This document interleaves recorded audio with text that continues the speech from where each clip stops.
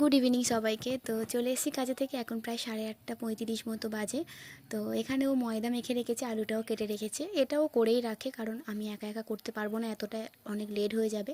আর ভাবলাম রুটি তরকারি করতে করতে আমি এর সকালে রান্নার কিছুটা রেডি করে রাখি, তাহলে আমার সুবিধা হবে, যেহেতু অনেক সকালে রান্নাটা করতে হয় আমাকে।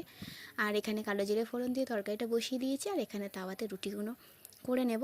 আর তরকারিটা না আজকে একটুখানি রিচ হয়ে গেছে, যেহেতু সাদা আলু করতে চেয়েছিলাম তো ওটা হয়নি। আর এখানে চালটাও আগের দিন রাতে বার করে রেখেছিলাম, তাহলে আমার সুবিধা হয়, কারণ আমাকে সকাল সকাল উঠে রান্নাটা বসিয়ে দিতে হয়, আর রান্না বসিয়ে দিয়ে আমি ঘর মুছে নিই। আর এখানে একদিকে ভাত তরকারি বসিয়ে দিয়েছি। আর সকাল সকাল রান্নাটা করতে হয়, তার কারণ ও 7:35 মধ্যেই বেরিয়ে যায়, তার মানে আমাকে একটু আগেই রান্না কমপ্লিট করে নিতে হয়। আর এখন দেখতে পাচ্ছ 8:05। তো চলো এবার আমার রুমটাকে ক্লিন করা যাক। একটাই ছোট্ট রুম, আমরা দুজনেই থাকি।